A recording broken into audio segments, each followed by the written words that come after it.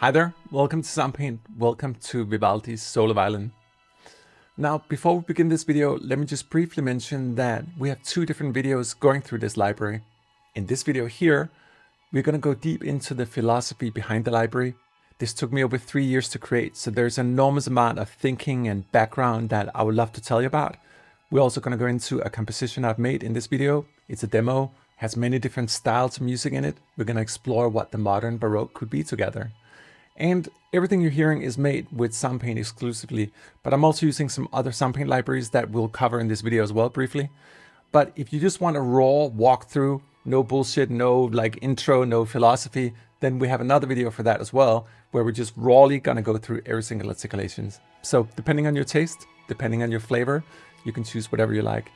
This video for me here is one of the most personal I've ever made, and this library here is also one of the best libraries, if not the best one I've ever created. So, welcome.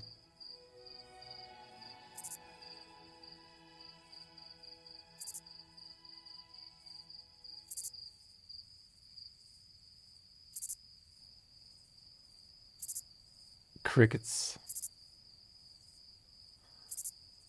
Perhaps the first recorded form of music on Earth.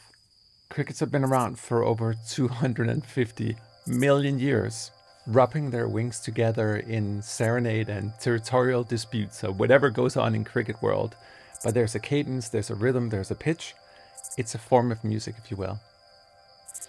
But the other day, I decided to take it a step further, and I asked GPT, what was the first sound in the universe? Arguably, what was the first form of music? And it turns out that after the Big Bang, plasma was blasted into space. And as the plasma started cooling down, this is about 380,000 years after the Big Bang, we start seeing the first wave shapes. Now, those waves were big. We're talking about waves that are oscillating about 61 octaves below the middle C. So it would easily take 1 million years just to form one shape. What's fascinating for me is just the notion that there were waveforms in the early part of the universe. The universe was almost born into waves. And I think that's profoundly beautiful, depending on our definition of music. Perhaps more in a human, earthly sense, the first form of music came from and with the trees. 385 million years ago, trees started emerging even before the crickets. And I think there's a reason John Williams wrote a whole symphony for the trees. We got the guitars, we got the flutes, we got the strings from the trees. Music is tree or wood. Like, think about it. A violin is a relatively tiny little wooden box with 4 small strings on it. How hard can it be? Well, it turns out that it took a couple of 100 years to master the violin in its perfect shape. We are now up to the age of Stradivarius, who coincidentally also lived at the same time with Vivaldi. Think about it. He perfected the instrument, and since then, I think most would argue that Stradivarius is the highest tier of violin in the world. What is it about that batch of wood 300 years ago? What is it about his carpentry that made it universal and timeless? The same can be said for Vivaldi. I don't know if we're ever gonna know, and I also think that's beautiful. And in speaking about the magic of wood becoming strings, becoming violin, we're in the year of 1678, the birth year of Antonio Vivaldi. Venice, 1678. A child was born, Antonio Vivaldi. Later known in Italy as Il Preteroso, the Red Priest. His father placed the violin in his hands, and the boy never let go. Vivaldi's aspiration was priesthood, but asthma betrayed his lungs, so he couldn't preach. Well, perhaps in a conventional sense. The altar just wasn't his place, but the music was. At the Ospedale della Pietà, where he worked for more than 3 decades, he composed and taught music for an orchestra of orphan girls who often performed his works and accompanied him, filling the city with sound and cheers. God, I would have loved to just be an ear on the wall. Can you imagine just hearing them? By 1711, the world began to know him by his name, Vivaldi. His famous L'Estro Armonico spread like wildfire across Europe. And in 1725, exactly 300 years ago, the four seasons were set loose. The bird songs of the spring, a summer storm, the dances of the autumn harvest, winter's bitter chill, all captured in music. Vivaldi climbed higher than I think most men ever dreamed to stand. He was truly a rock star of his time, but the world is quick to forget. 10 years later, by the 1730s, Baroque was sort of slipping out of fashion, if you will, much like disco would centuries later. The crowds wanted something new, something with clarity and the balance of the emerging classical style, led by composers like Haydn and Mozart. Vivaldi's operas lost favor, his music was set aside. Later in his career, Vivaldi went to Vienna chasing hope, seeking the support from Emperor Charles VI, his longtime admirer. But fate would have it that the emperor died the day after Vivaldi arrived. And with him went Vivaldi's last chance of patronage.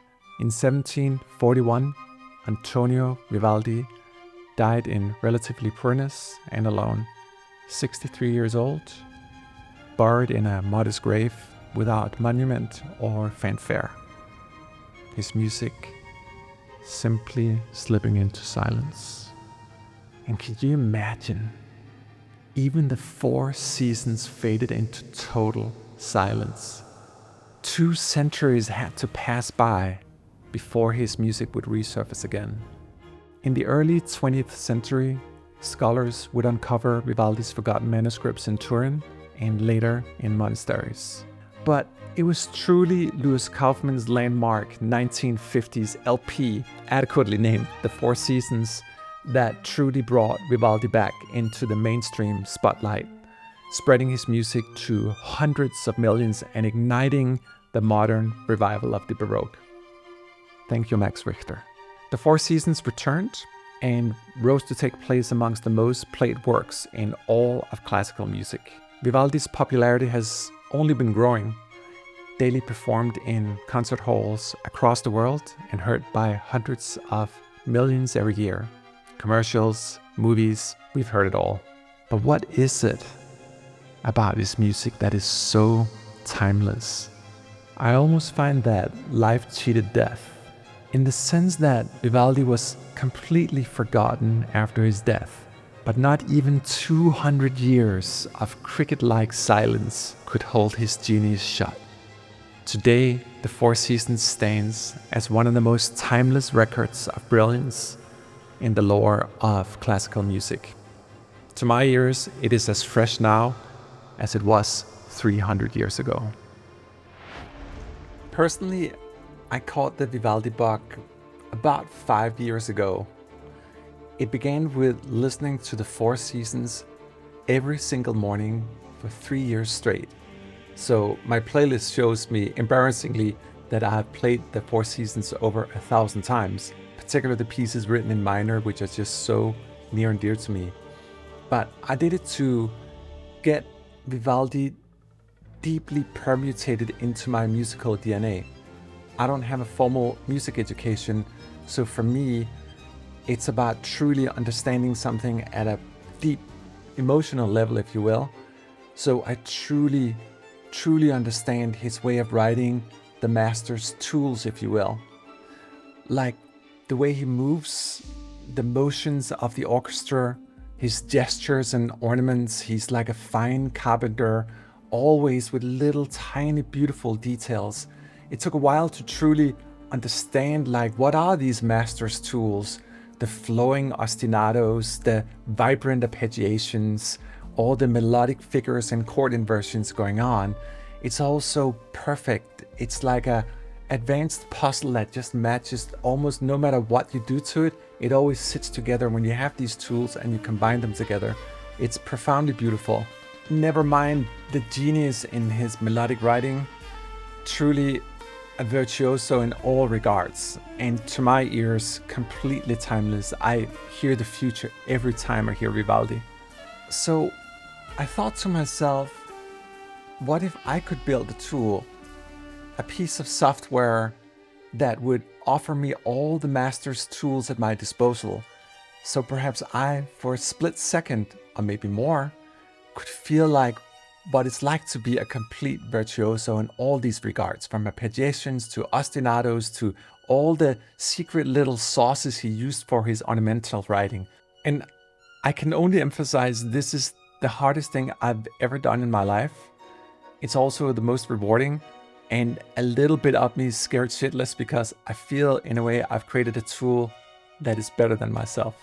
So welcome to Vivaldi's solo violin. The first out of many, by the way.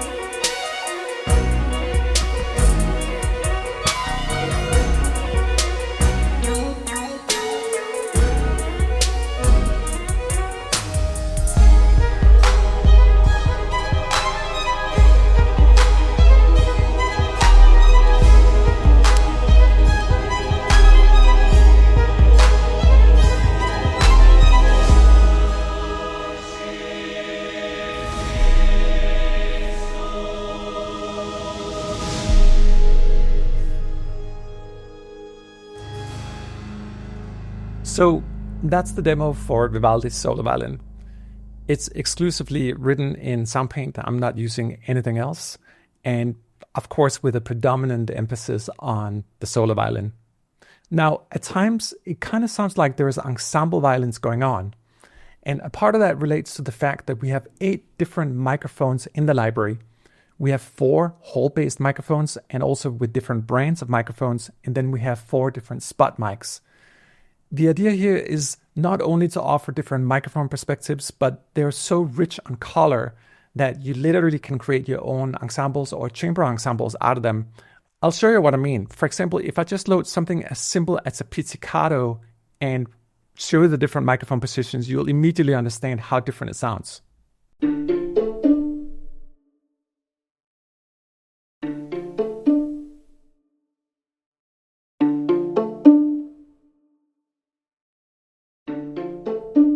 We also took care of phasing when it comes to the microphone positions. So let me just load in an ostinato, for example, here, play it a little bit, and then add a few more microphones. And it can be anything you want here. They're all designed to not phase when you put them together. So you can really go from one violin into many if you want.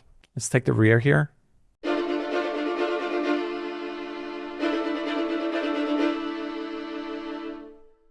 For any of you guys who is using our disco strings, you may notice that the sound is the same. We're in the same room, same player, same microphones as well. So the 2 libraries are designed to be used together one-to-one as well. But back to the mics here. So this was the rear microphone. We can throw a wire on top.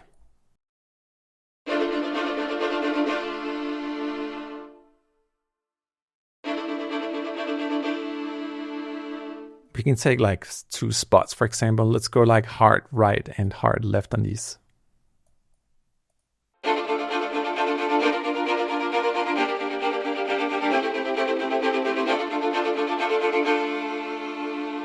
Anyway, just a little bit about the microphones. There's an infinite way of using them. They're more than microphones, they are colors as well. The first part of the demo is using ostinatos very much in the same fashion that I just played them.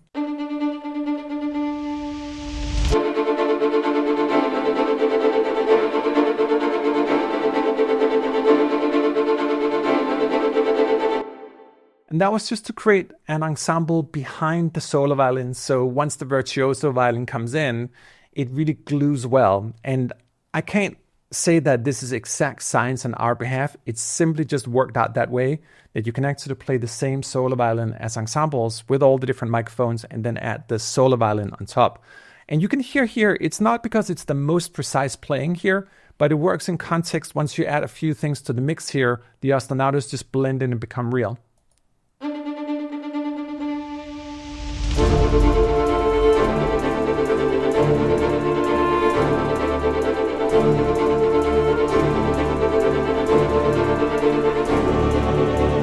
We also got a little bit of action coming from our Vivaldi harpsichord as well, which is available in Soundpaint. I love this library. They were recorded at the same time. There's a lot more going into the Vivaldi series than we even know by now, but this is another Vivaldi instrument.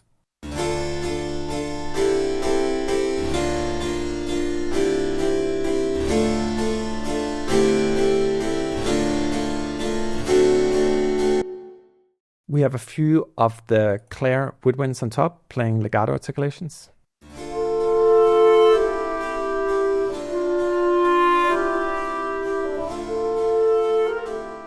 And then an instrument I use in virtually all my compositions, which is a glockenspiel ensemble.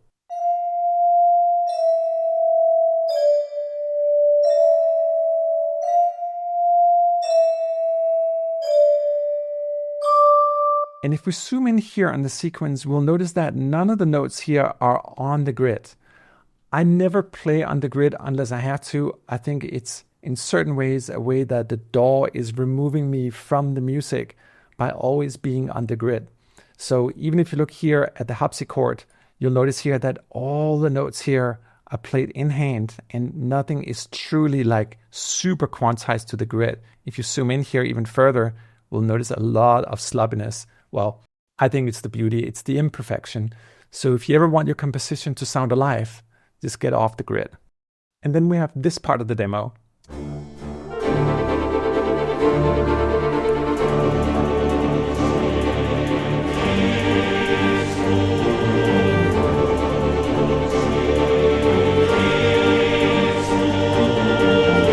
That's our new and old Requiem choir singing Cruci Fixus here. And you'll notice that we have two different instances. I made one here where they sing Cruci Fixus.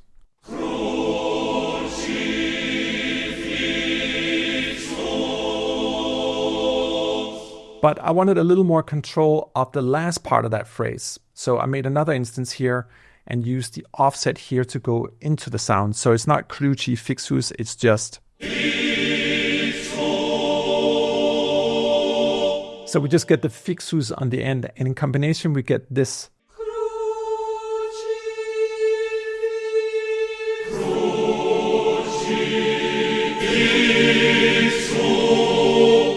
So I'm splitting the phrase into two different channels in the DAW. And then there are like little stealthy elements in there. For example, the Juno 60 that I virtually use in all compositions too.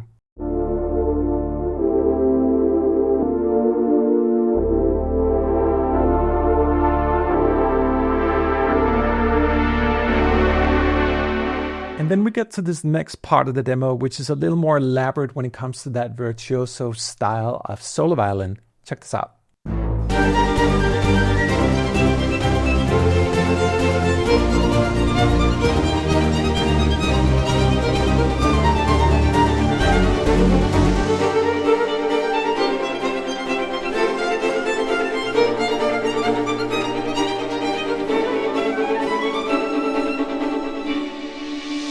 So this part for me is one of my favorite parts in the composition because it's the first time I've ever used a virtual instruments library in terms of virtuoso sort of writing, very fast and elaborate and colorful, explosive kind of writing, where it actually sounded real and where I had enough controls.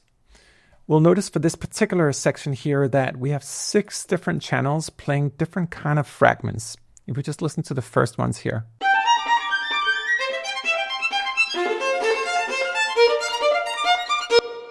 So this is using what we call melodic figures, which is one of the things that took me the longest to figure out in terms of how to get closer to the genius of Vivaldi, how to have it in a tool, how to just be inspired on the keys. And as I mentioned, I don't have formal music education, so spending 3 years trying to figure out how for a layman like myself, I could create a tool that would allow me to do these like very acrobatic kind of movements. Let me show on the keys.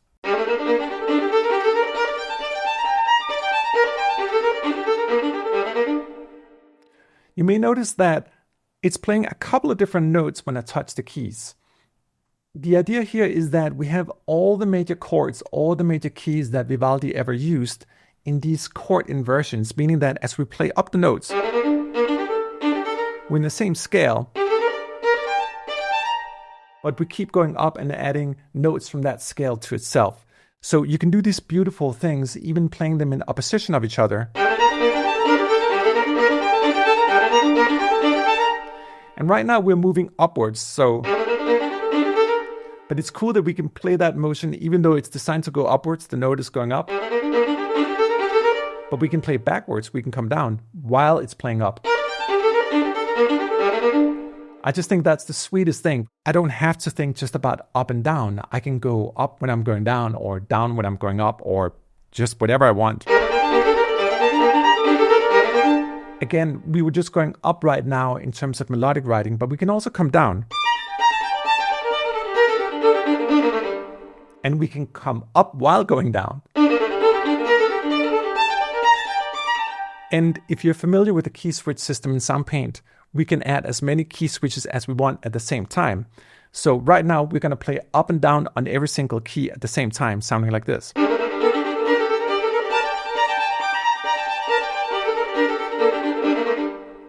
Right? This is where I'm feeling I'm getting closer to the virtuoso. Like, how hard would that be? I don't even know if it's possible for a player to do this.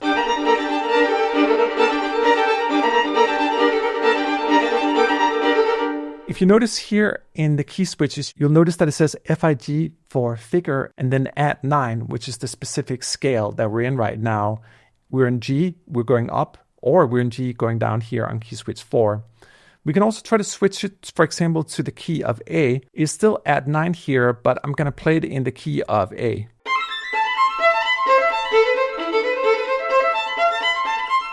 Let's just look at the parts for melodic figures alone. So these are all the add 9s here. And then as we go down, we have augmented fifths, dominant 7s, major, minor, minor 7s, even power chords. And on top, we have a specific category here of Vivaldi hymns, much inspired by Ludwig Göransson's beautiful works, in 3 different chord tempos here as well. Of course, we can use the time stretcher. We have our new Time Stretcher Pro here, which allows us to stretch all these things to any tempo we want. But it just goes to show how much content we got here. Each of these are deep multi-sample parts. And when I say multi-samples, it actually allows us to even play the same part, the same key, multiple times, and always getting the natural difference.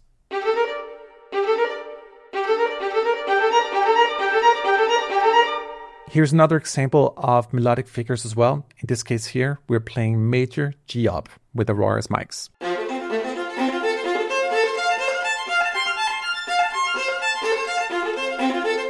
And we can try the mixture as well. So up and down at the same time.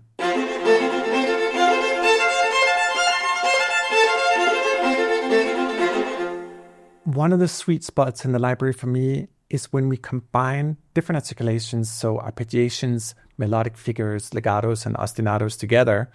For example, in this case here, I'm seamlessly switching from melodic figures into run building.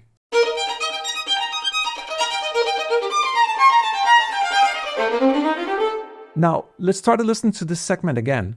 The first 2 guys up here are what we call melodic figures. And then we seamlessly go into arpeggiations, and then to end it with run building down here, it just goes to show the sort of sonic Lego effect of the library. Use these different articulations together, and we can become a virtuoso. And what's so beautiful about it is that if you look at the amount of notes I actually played here, it's not that complicated. You can more or less do it with one finger and yet sound like a virtuoso. And also just have the freedom to do whatever we want here. There's so much content in here, time stretching, gazillions of samples. I can do whatever I want. I could be compositionally free.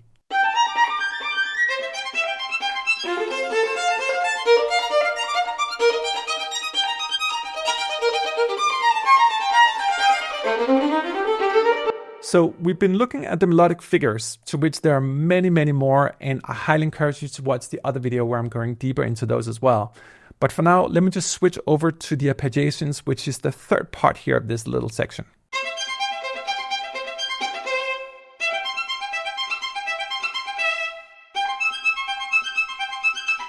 It's sort of like the melodic figures in the sense that we can play the inversions up and down.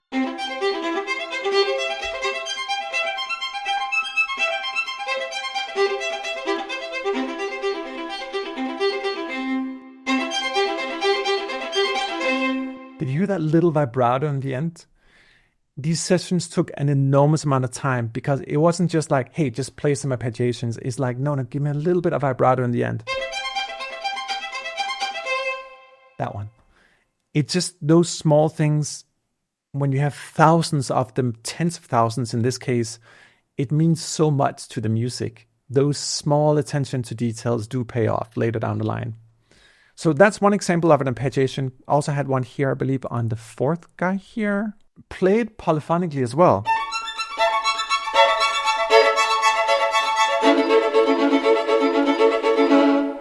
And if you're curious about how many arpeggiations we have in the library here, we have all these ultra deep sampled arpeggiations here. So many different parts. I mean, I'm just sitting and scrolling still until we get down to the melodic figures. So there should be enough arpeggiations for a lifetime here. And with the melodic figures, it is truly freeing. Like, we can just do these things. And for me, as you can see, you don't have to be a virtuoso to play them. The same thing goes for run building. I went super deep on runs. If I just show you right here, these are the different key switches. We have runs in 5 different keys: Dorian, Hungarian minor, major, minor, and melodic minor. And that in combination is virtually any run you ever need. I use it here at the end as we weave out of the arpeggiation into a run.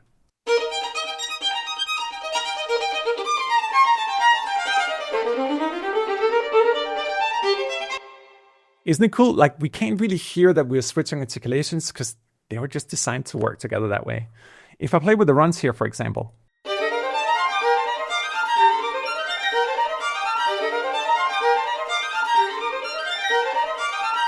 always remember with this library that you can repeat the same key. Natural variations.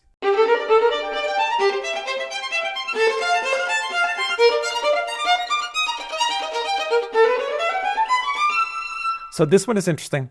I'm using the tail of the run here at the very, very end.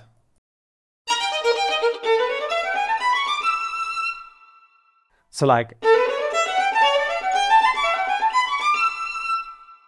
with the runs, I just had them hang a little bit extra. That buys me time to weave in another articulation. So in this case here, we go from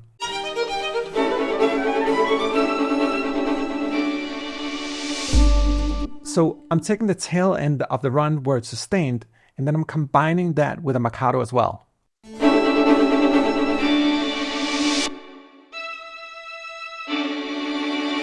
When we speak about vibrato in the library, because that is the nature of virtuoso kind of playing and also in the style of Vivaldi here, even something like a mundane marcato, you can hear the passage in there.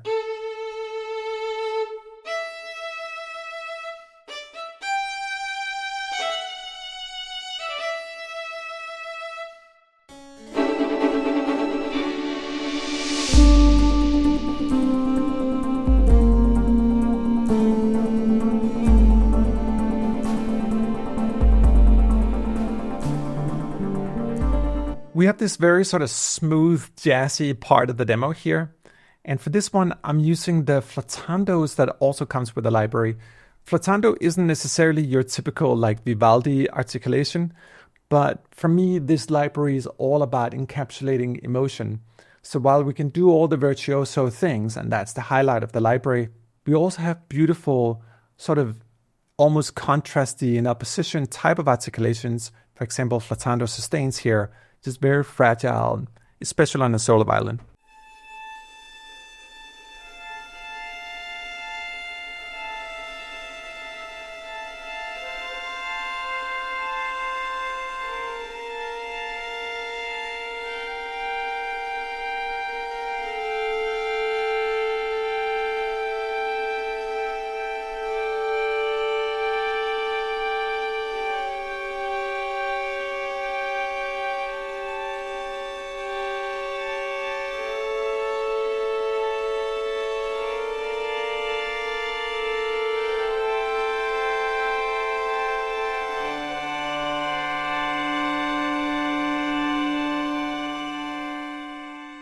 It's just such a sensitive articulation, you know? I love you can hear that initial sort of soft bow stroke.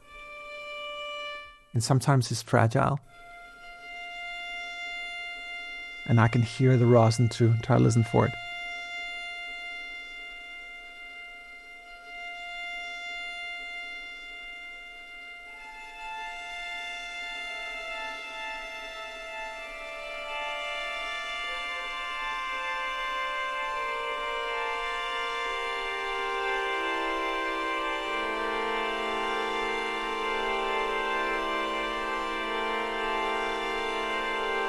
I couldn't help it. I had to throw in the 1975 jazz guitar just because I love it so much.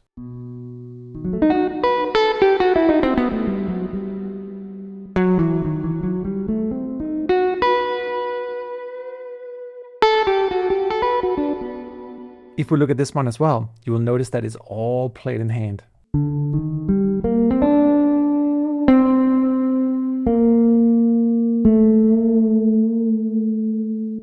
Pitch bend, you know, it's a guitar. It's so important we think about the instruments we're truly trying to play on the keyboard.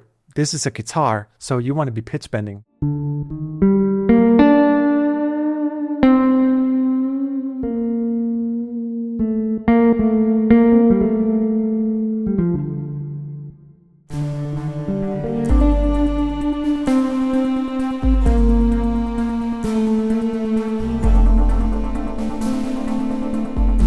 The rhythm section is coming from two different 808s, one playing hi-hats and the other one playing bass drum. And the sort of jazzy brushes are coming here from a CS80. It may sound like a natural kit, but it's actually just old school analog samples.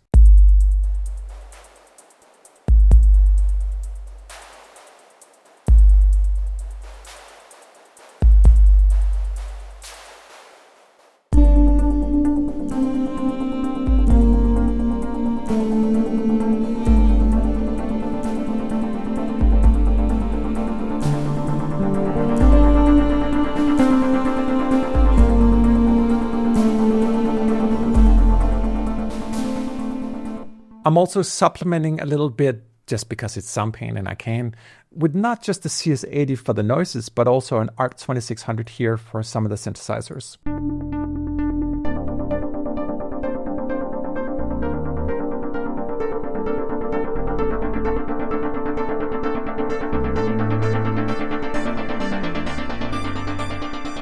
And combined,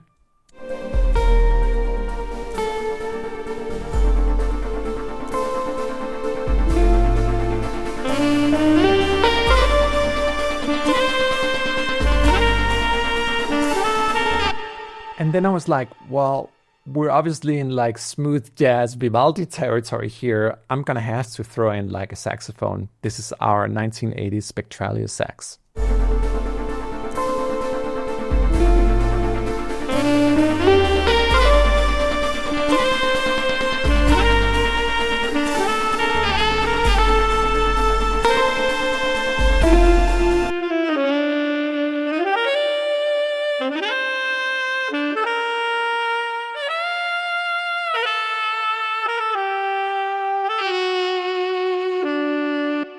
And to me, this is about as good as sampled saxophone goes. I can truly play it any way I want. And if we look here at the sequence, we'll notice that there's a lot of little like extra notes added here and there. I see these sort of as ghost notes for the saxophone. They're large in the intervals and they allow me to just jump sort of more freely in the composition. So instead of just going like, I might go like,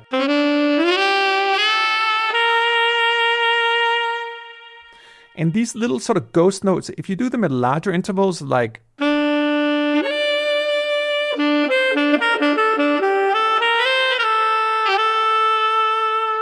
it creates more expression on the keys. And even if you're playing the same note, you can come from different directions. So we can go like,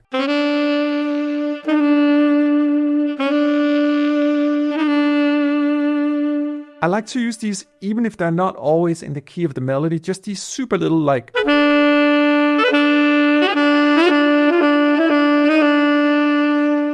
and like throw them a little more randomly around here. It gives us some more interesting kind of licks, a little more dynamic.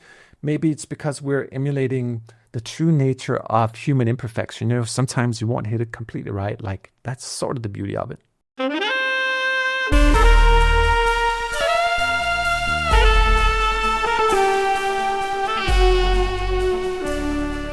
And then we got legatos.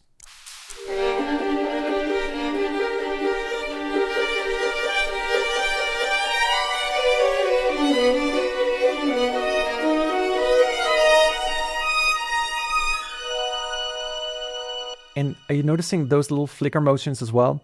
It's not just with the saxophone. I do it with all legato instruments. Just those little like, just more emotional. Now, when it comes to the legatos, let me just try to play with a couple of different ones and also switch microphone positions so you can get an idea about like how diverse and colorful it is. We have many different styles of legatos. They're all in round robin. We can play very fortissimo all the way down to sort of more piano, softer styles of legatos.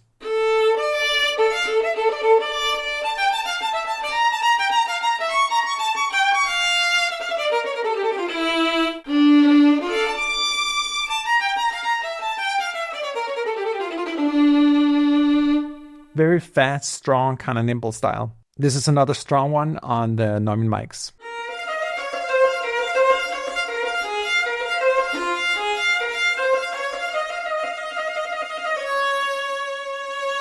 And notice how we can do trills.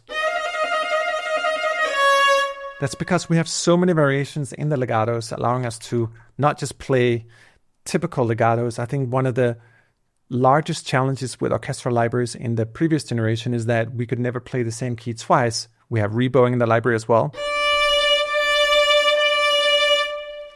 And you could never do repeated notes because you would get that dreaded machine gun effect. Well, not anymore.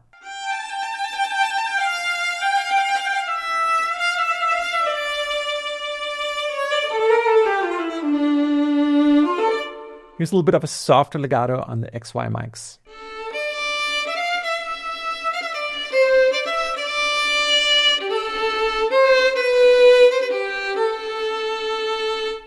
Or legato on the rear mics.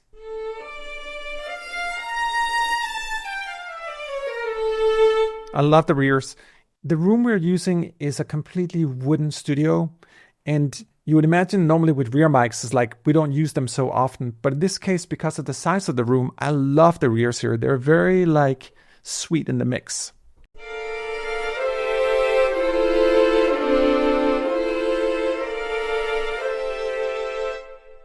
And remember in Soundpaint, when we talk about legato, it's always truly polyphonic. You can play as many keys as you want.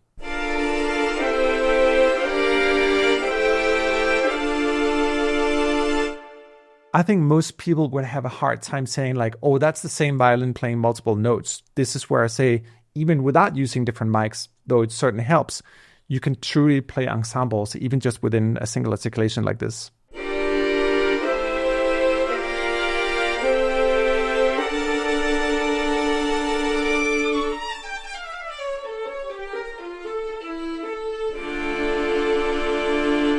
Let's just try a couple here on the spots as well so you can hear the difference.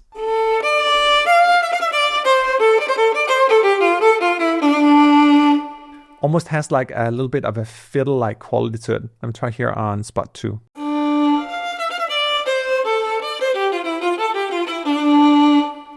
And we can try to take this spot here, spot 2, and then combine it with spot 1 as well. So you have an idea about what it sounds like when we combine different spot mics. And I like to normally take them here, and you'll see this in traditional mixing as well, and pan them out.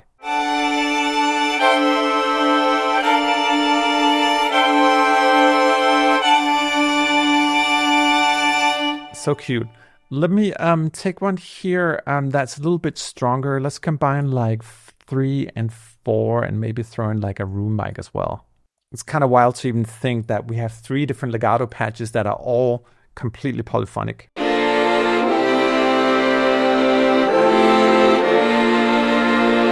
So good for pop music.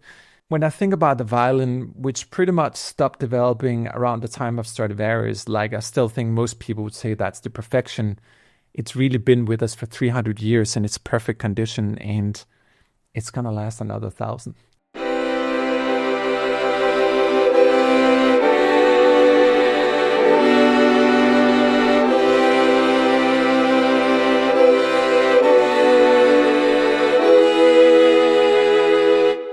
And because of the rebowing, I can play the same chord again.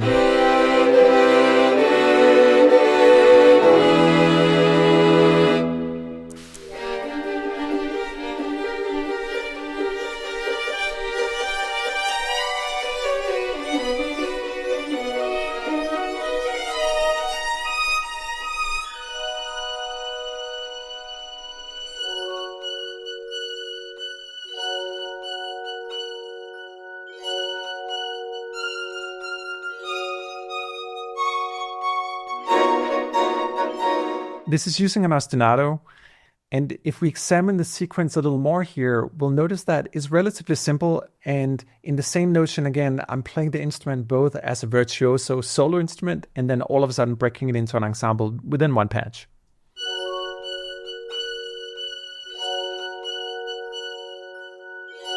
Very simple. And then chord.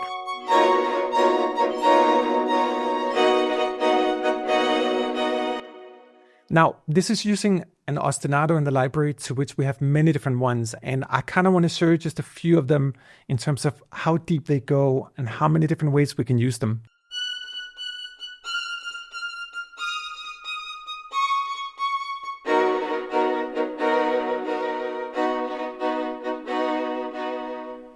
It's so simple on the keys, just so Vivaldi rewarding, if you will. Let me just show you a couple of them here and just play around with them so you can see how deep they go.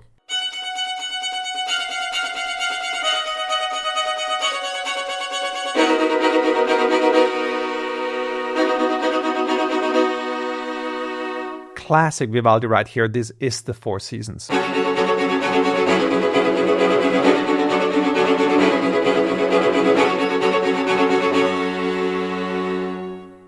Now, say I just want a little bit of that ending, which is very dramatic, like holding the note, and I just want a couple of ostinatos. I'll use my offset here.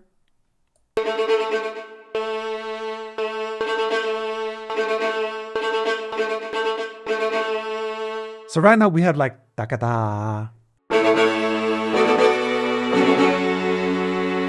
instead of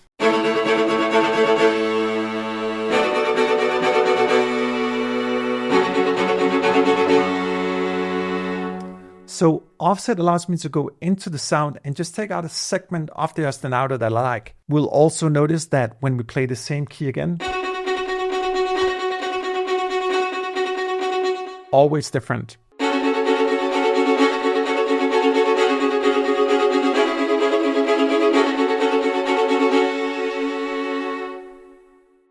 Or just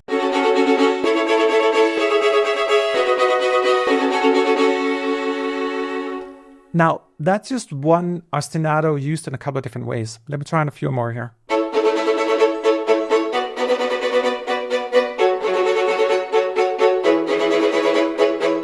I love that ending, like dak, dak, dak, dak, dak, dak, dak, dak, dak. So let's just say we want like those like 4 notes in the end. 1, 2, 3, 4.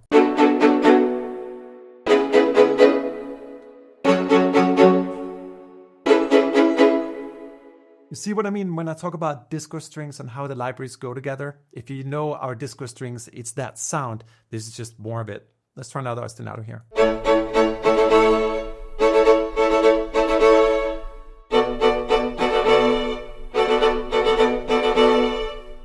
But let's just say that we wanted that a little bit faster.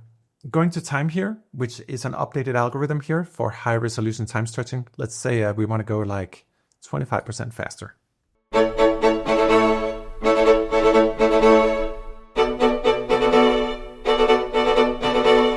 Or we can go like 25% slower.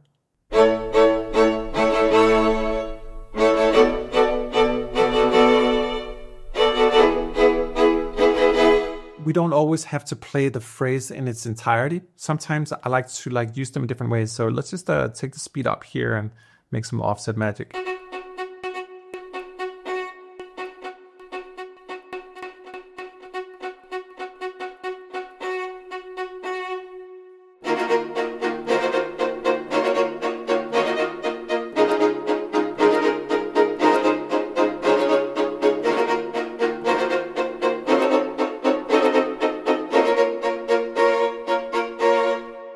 Also, we'll notice here how we're using BPMs in all of them. These are the native BPM numbers. We're actually doing an update to the time stretcher soon that can read BPM and all that stuff. So we're sort of warming up for that, if you will. But that's just to tell you like, hey, it was recorded at 90 BPM in its core. And if you want to sound natural, I want to say time stretching here, max 25% up. And you can go a little bit further down.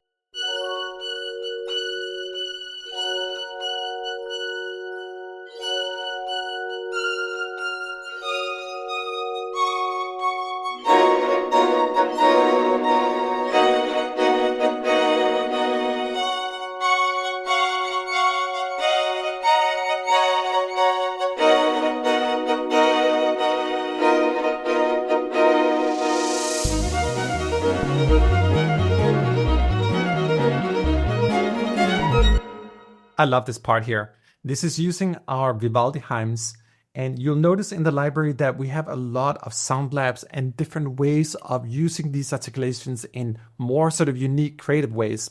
This is one of them.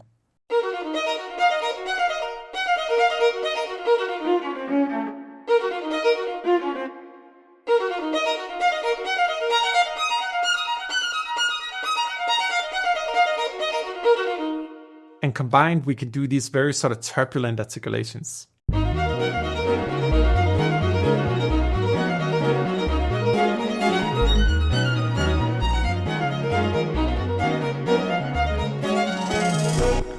And the majority of it, and keep in mind, we're not even key switching in this one here. It just goes to show how flexible the library is, even within a single articulation.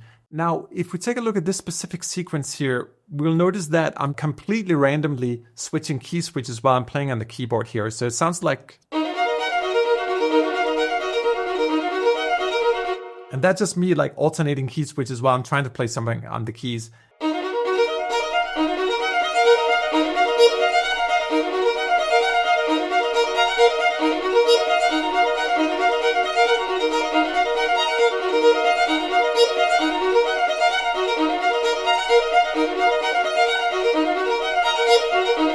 And in the composition.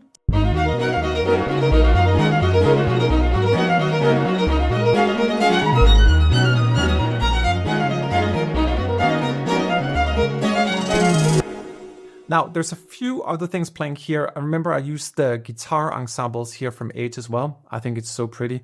It's almost like a different kind of pizzicato.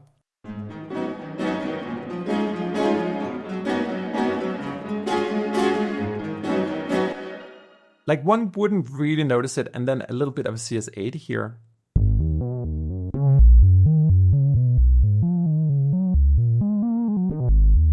Just for the bass, and combined with the violin gives sort of a contemporary kind of vibe.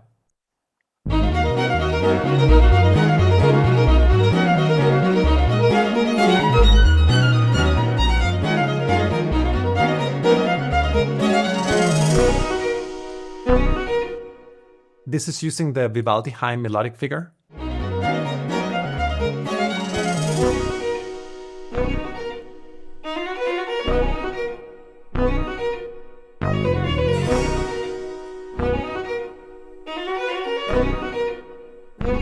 And then just the 808s.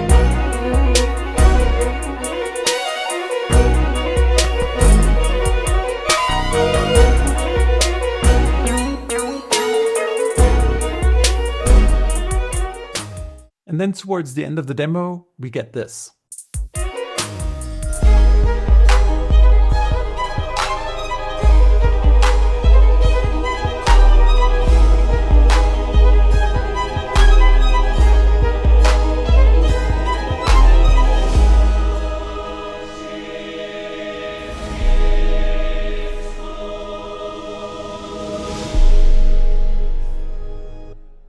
I love that string movement here.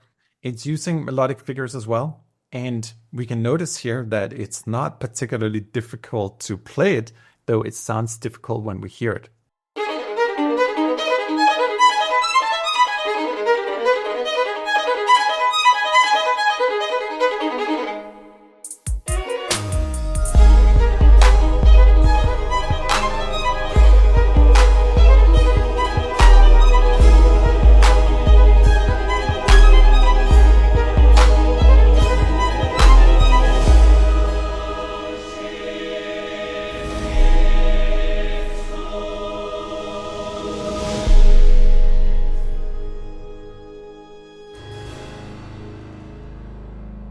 Those old harpsichords from the 1600s.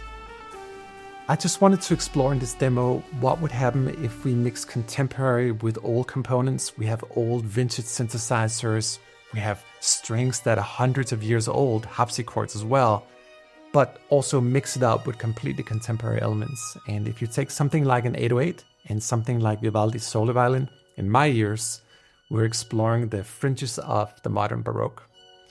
So I just hope you're going to have a blast with this library.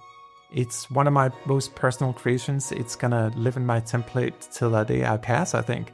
I think for the first time ever, I've created something for me that makes me, if just for a second, man, like feel like I could perhaps one day, or for a brief moment in time, just be a virtuoso as well. So I hope you have fun with it. I hope you take it in new ways and really try to push the library. It's so capable. We have so many other string libraries in the Vivaldi series coming out. This is just one out of many. We'll soon be following up with ensemble strings that were recorded identically to this one as well. So even though you can create ensembles here, we've also recorded the real ensembles.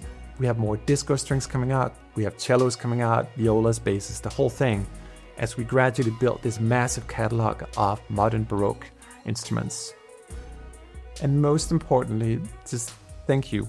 Thank you for allowing me and our wonderful teams to keep expanding and trying out new things. We're also doing a variety of new expansions to Soundpaint soon that's going to take these libraries and make them even more colorful, flavorful, playable to use. Anyway, thank you so much. Thank you for watching, and thank you for supporting Soundpaint.